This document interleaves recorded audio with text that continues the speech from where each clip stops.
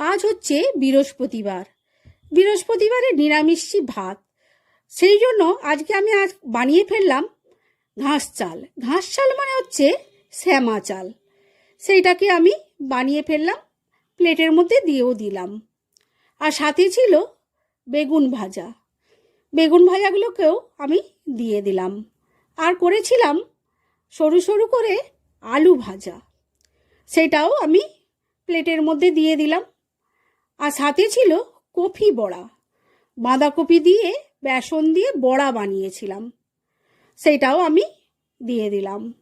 আর সাথে ছিল ঝুরঝুরো পোস্ত। আমি পোস্তটাকে ঝুরো ঝুরো করে ভেজেছিলাম, সেটাও বাটির মধ্যে দিয়ে দিলাম। তোমাদের কার কেমন লাগলো জানিও। ভালো থেকো, পাশে থেকো। আর কে কে শ্যামা চাল খেয়েছো আমাকে জানিও। আমাকে তো খুবই ভালো লাগে। তোমাদের কার কেমন ভালো লাগে আমাকে জানিও।